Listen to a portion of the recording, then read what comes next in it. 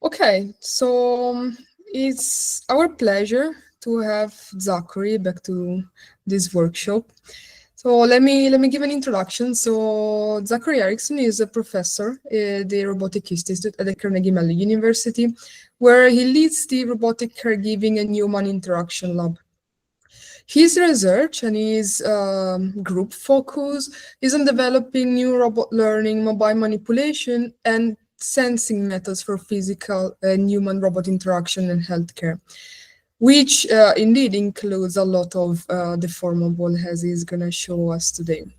So please join me in welcoming Zackory. And Zackory, the floor is yours. Thank you, Alberta. Yeah, it's great to be back. Wish I could have been there in person for this. So yeah, thanks Alberta for the introduction. I won't go through all of that again. It's all on the slides. But at a high level, my group does a lot of work in physical HRI with a key application of kind of robotic caregiving and assistive robotics. And so what I'd like to share with you all today is some of our more recent work in that context with deformable manipulation, especially cloth manipulation. So one of the key things I'm going to be looking at, or we're going to be looking at today is robot-assisted dressing. Oh, hold on. What happened there? Keynote. Okay, hopefully you can all see that again. Great. So what we're going to be, one of the key things we're going to talk about today is robot-assisted dressing. It's a fascinating topic that it combines physical HRI, contact with the human body, cloth manipulation, kind of all together, including all the challenges with those two topics. This specific video here is with the individual with cerebral palsy. This video is a little bit old now. It's a couple years old. But we were looking at how can, in this case, a PR2 robot, a mobile manipulator, dress both sleeves of a hospital gown onto this individual. This individual can't get dressed get dressed in the morning. And that's been a recurring theme in some of our research. Dressing as a task is fundamental in everyday living. And recent reports have found that over 90% of residents that live either in nursing facilities or at home and receive at-home care require assistance with getting dressed every single day. We're talking millions of people in the United States that are needing assistance with dressing. But there are tons of challenges, and I guess this is in part why it's such an awesome robotics area to look at, is that there's a bunch of technical challenges with doing robot-assisted dressing. One, and probably many of you are familiar with this idea, is that it requires manipulation of deformable cloth, and that's hard to do with robots. It's challenging to figure out what is the right representation that we should be having for cloth. It's not a rigid object. Those assumptions usually don't hold for cloth. It requires figuring out what sensors do we use to observe the environment in the cloth state, and how do we deal with occlusions and all of that. It requires physical interaction with the human body. We are working very closely with people around the human body. In many cases, we're making contact either directly from the robot, or the cloth is at a minimum making contact, so indirect contact through cloth. And then lastly, there's just so much variation in this application area. There's a ton of different types of garments. If you walk into a room of 100 people, everyone's going to have different clothes on, 100 different types of garments. There's so much variation in garments and garment sizes. Human body sizes can vary drastically. Human poses, if you're helping people get dressed, dealing with that variation in pose can also be a significant challenge. And this is something that we've sort of seen in literature, is that there's a growing body of literature looking at this type of problem of can we move cloth around the human body and work with people in this way. But kind of time and time again, a lot of this literature is looking at single types of garments, including some of our own prior work. Single garments, narrow ranges of poses. It's sort of like showing proof of concept, and one of the things we were really interested in is how can we scale this up? How can we show that a robot can dress lots of different types of people, different body sizes, different types of garments, different poses? How do we scale all this up, and can we do that with a single single control policy? And so that's what we're going to kind of dive in here and look at. How can we train a single robot, single policy to deal with all of this variation that we see when trying to move cloth around the human body? So the goal here, learning to dress people with two things. Diverse poses is a key one, as well as these diverse garments. And of course, there'll be different body sizes and that sort of that. That's going to come naturally. We're really, one of the two things we're really interested in is, how can we adapt to different poses that people might be holding in terms of their body orientation, and then different garments, right? There's so many different garments, some with long sleeves, short sleeves, large sleeves, no sleeves, right? Some are going to be small, some are going to be extra large, right? How do we deal with all that variation? And the way we're going to do this is using reinforcement learning. So kind of setting that up here. One, we need, the observation we're going to be using are these what are called segmented partial point clouds. Segmented in the sense that we know kind of what part is the cloth versus the human body. Partial in the sense that there's visual occlusions. We're going to have a reward function. This is going to come up again in the talk. This is a particularly tricky thing to do with cloth manipulation. And as the task gets more complex, it's already difficult to do like reward function engineering when it's just like tabletop quasi-static manipulation of cloth. When it's dynamic combined with the human body, this becomes a particularly tricky thing to do, but we have to define a reward function at a very high level. There's going to be low reward when the cloth isn't on the body and high reward when it is on the body. And then in terms of the action space, the robot's going to be using these delta transformations of its end effector. And so with that, we can start to look at training an RL policy: input segmented point clouds, output robot actions. In order to do this, the kind of underlying architecture we're using here is a segmentation type PointNet++ model. So what that's going to be doing for us is taking input this point cloud, and then for every single point in the point cloud, it's going to be proposing an action, kind of like a candidate action to execute for each point. But we're specifically going to be looking at just one point in the point cloud. So we're going to add an additional point in the point cloud. And this is a point just for the robot's gripper. It's wherever the gripper is at in space. And that's actually the point so the proposed action as output from the PointNet++ model, that proposed action for the gripper point is the only one we're actually going to be executing. The other thing we need to set up this reinforcement learning structure is we're going to need a Q function. So here we're going to be using a classification type PointNet++ model to do that. It'll take as input the segmented point cloud as well as the proposed action for the end effector, and then that'll output a Q value for us. And with that, we've got the policy. We can start to learn in simulation.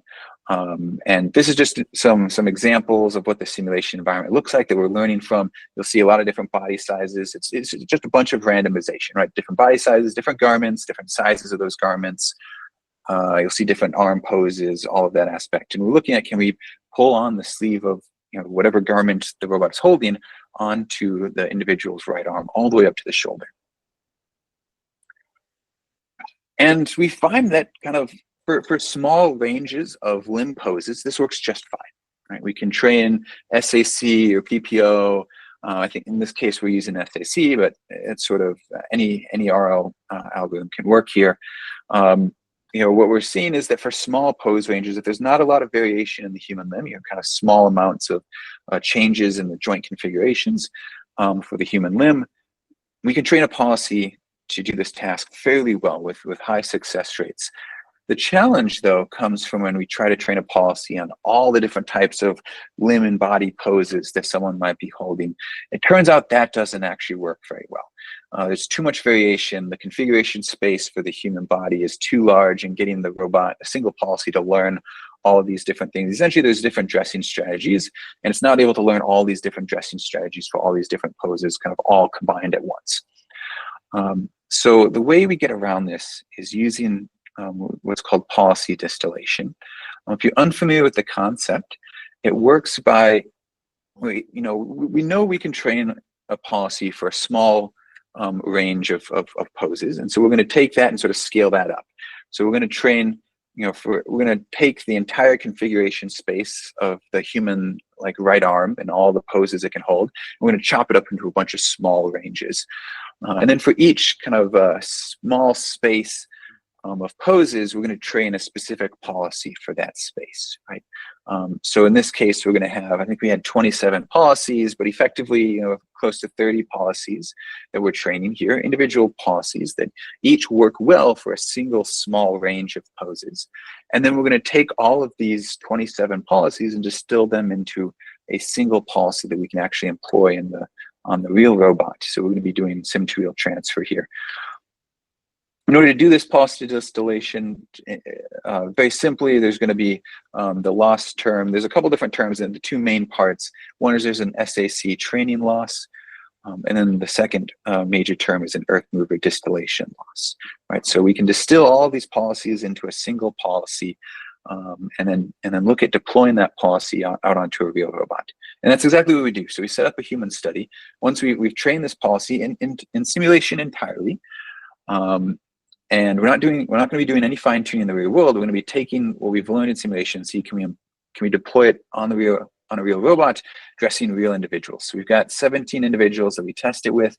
Each participant is going through 30 different dressing trials. Again, different arm poses, different garments, and sort of a whole combination of everything here. Here's two representative, or I guess a couple of representative examples of what the outcome can look like here. On the top row, we see our distilled policy.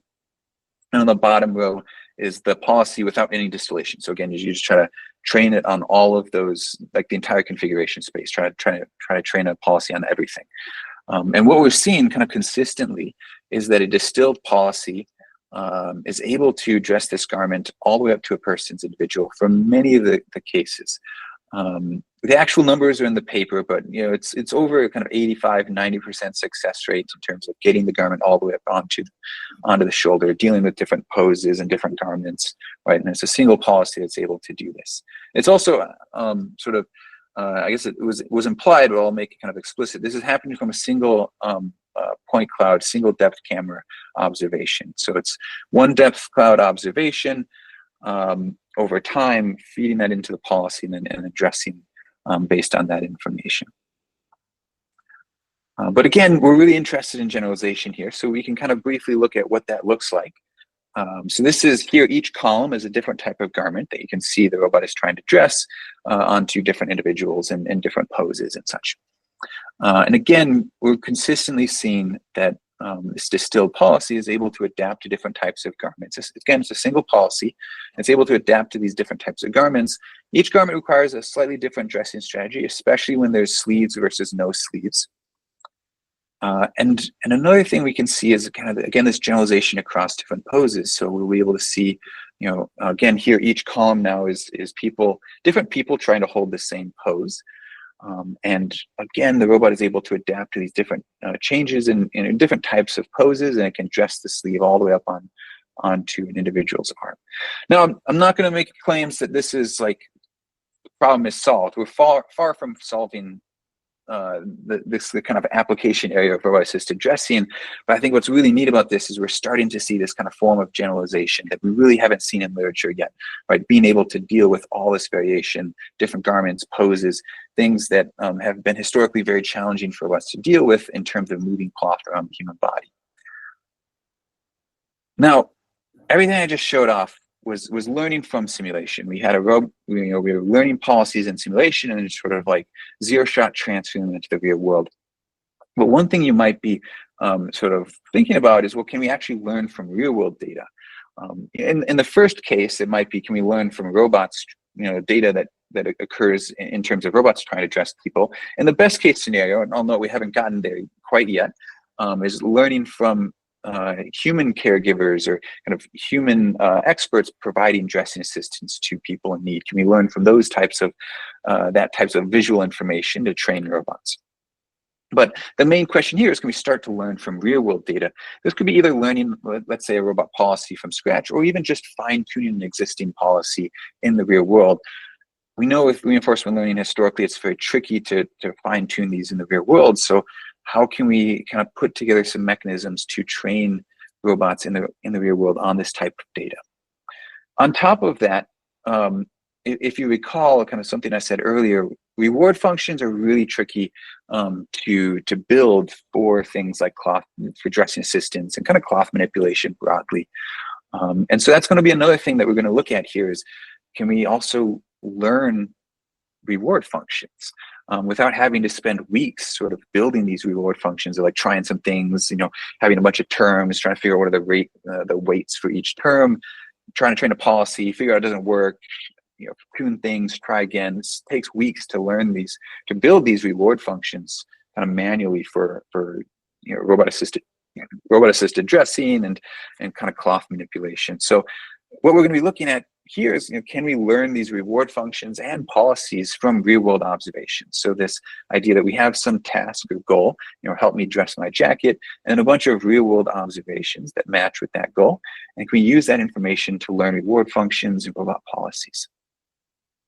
Again, in case I haven't really nailed this down, reward engineering is difficult even for simple tasks. You might find that in terms of actual code to implement these things, it could be 30 lines of code. And that's just for the simplest types of tasks. And then you still spend a lot of time trying to figure out how do you incorporate all the different terms and weight them appropriately. That gets increasingly difficult when you're looking at cloth manipulation, building these reward functions for cloth.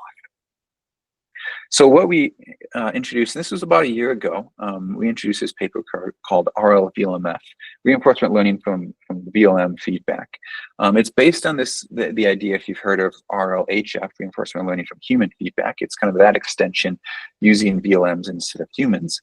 And the high-level idea is that we're able to learn reward functions from a single task description. So on the top left example, we can tell a system that the task is to fold cloth diagonally, and it can learn a reward function and correspondingly a policy that does that task. It folds the cloth diagonally in half. How do we go about doing that? So this is, the start is kind of in the middle here. You'll see we start with an initialized policy. This can be initialized randomly, so it doesn't have to be a good policy. But the other main thing is that we have a simulation environment that we're able to roll that policy outwards to generate trajectories. So we take our policy, we roll it out in simulation, we get a bunch of different outcomes, and then we start to pair these outcomes together. We kind of take random samplings of these outcomes, create these pairs, couple them with the task description of, let's say, fold cloth diagonally, and then we feed these pairs through a VLM. And then we ask the VLM, which of these two pairs better aligns with the task description of folding the cloth in half diagonally. And the VLM is able to make a prediction of, the top one is better folded diagonally than the bottom one, right? And then we can use that with the Bradley-Terry model to learn a reward function based on this, so it's preference-based RL to learn a reward model.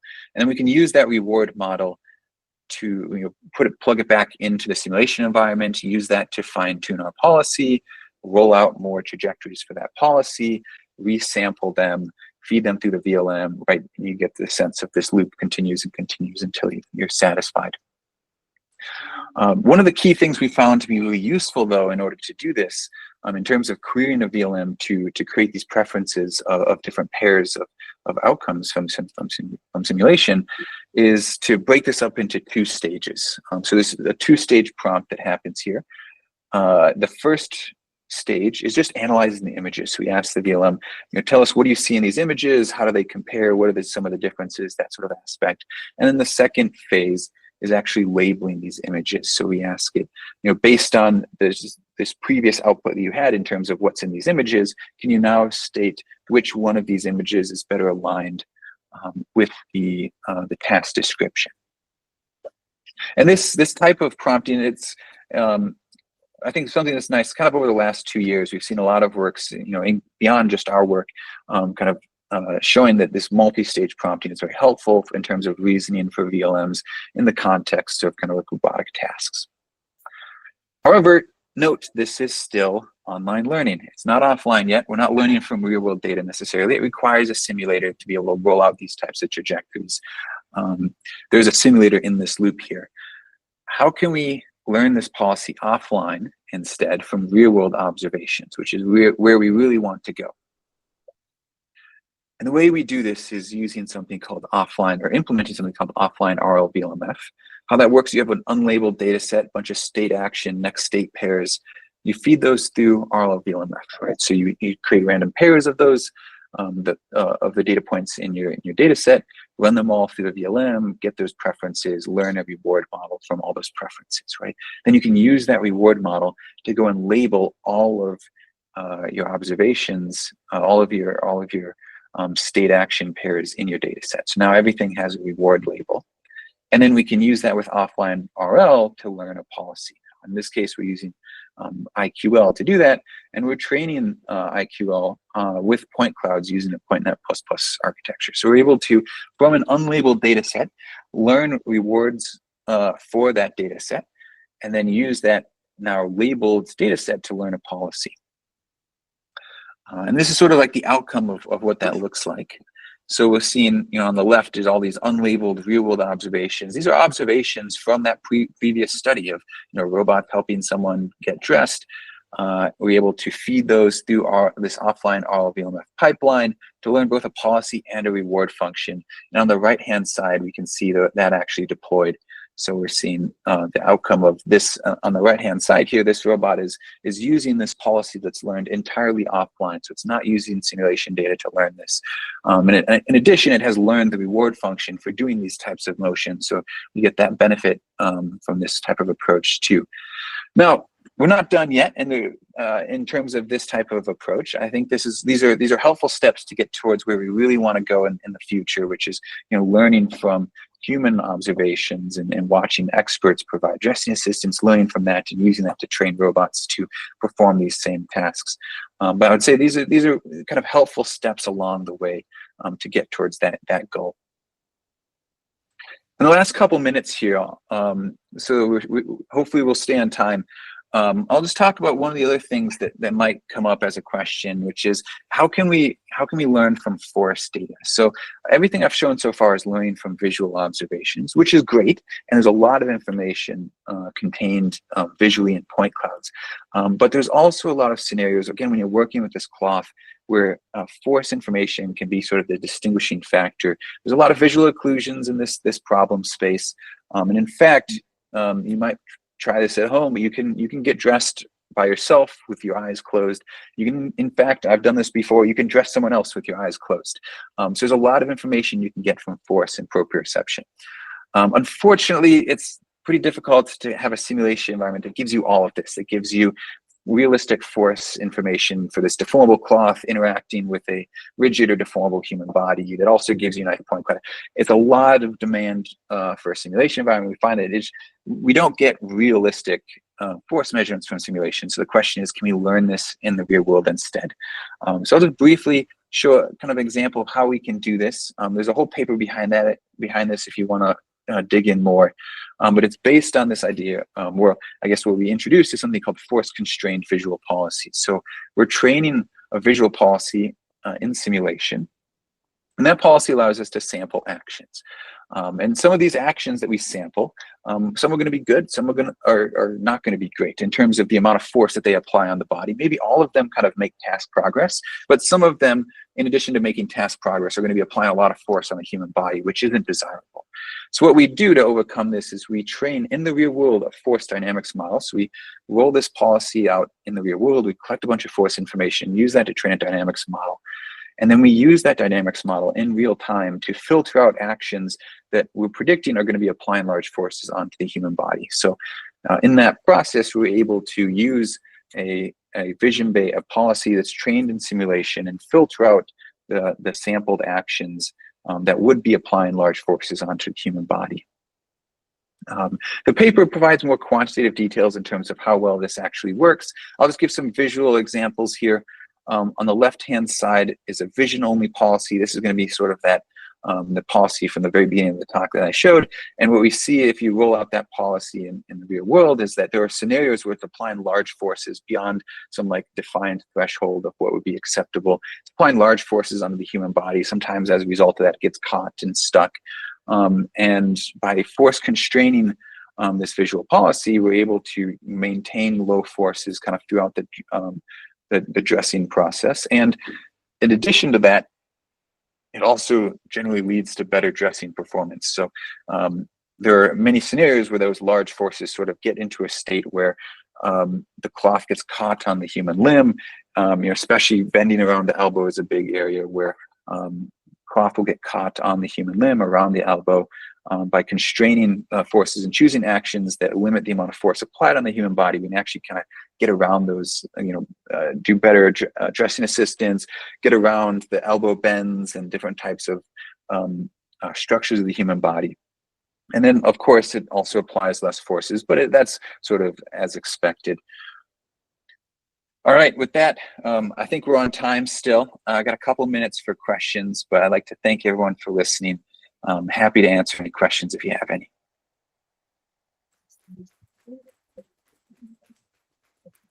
Any questions in person? Use the microphone.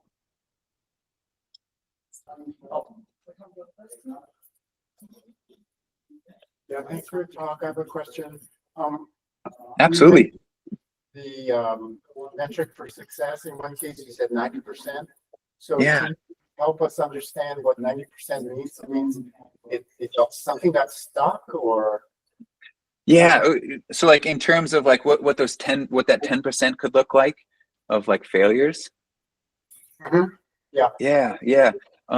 So the 90% success metric is actually, it's not a binary success or failure. I sort of skimmed past that, but it's actually more of a the average ratio of us pulling the garment onto like the upper arm. So it's actually more of a ratio. It's like on average, it pulls the garment 90% up the full arm. Sometimes that's 100%, other times it's 80%. In terms of failures, though, that doesn't mean that there aren't like catastrophic failures in the sense that like, it doesn't dress at all. There's really two areas where we've noticed major, like, and this is I'll give these examples in terms of dressing the arm, but it happens on other dressing other limbs as well.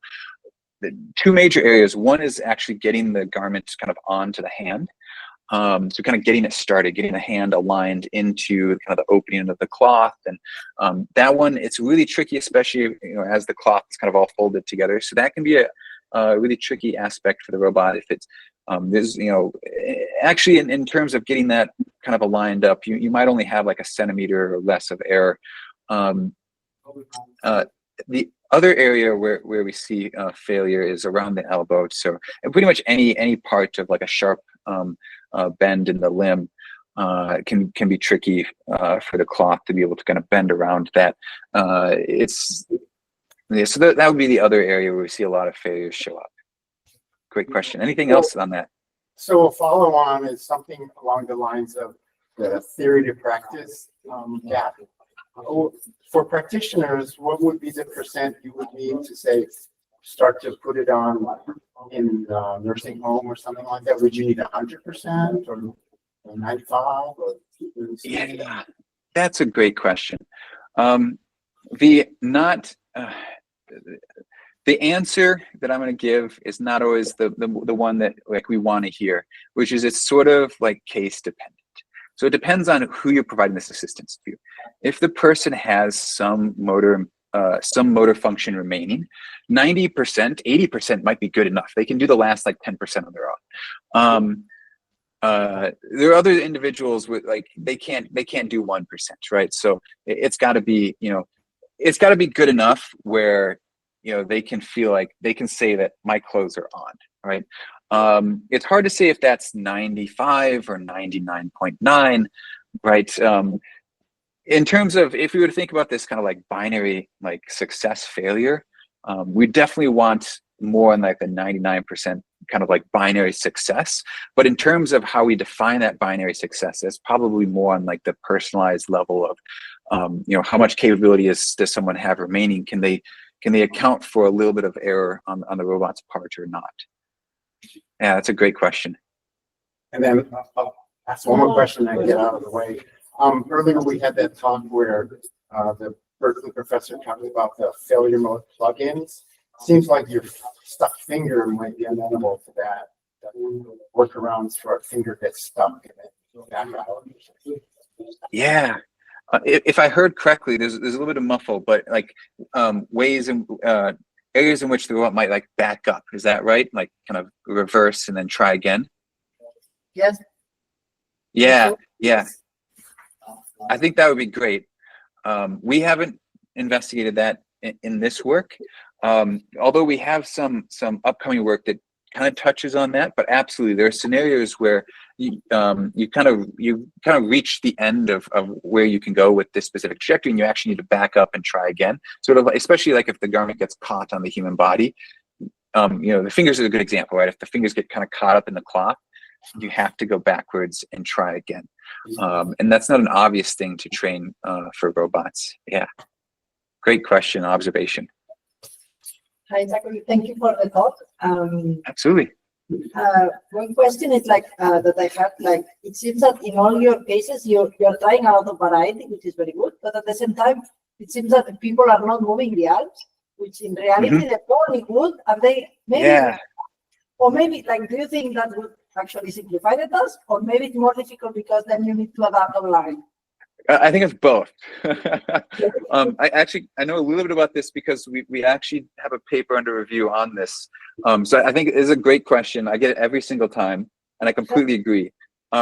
Human motion, if someone has motor function remaining, they're absolutely going to try to move to kind of collaborate with the robot. Sometimes that can be helpful. And I would say actually more often than not, that will be very helpful for the robot. But at the same time, the robot has to be able to adapt to that motion, right? In real time. So there's some technical challenges for how do you do that. There's a lot of visual occlusion, so you may not actually be able to see the person moving as you're dressing them. So we have some work that looks at how to actually get at that. But I didn't present it today, of course. But I think it's a great question. And hopefully in a couple of months, I'll be able to share more work on that. Okay. Well, let's think. Okay. Yeah. Thank you again. 1 second. There is a last minute question. I'm the old guy. Okay. With questions. Your example showed the right hand going on.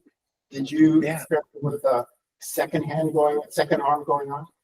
Yeah, this is a good question too. So a long time ago, yes, we have. So we've definitely had papers like that.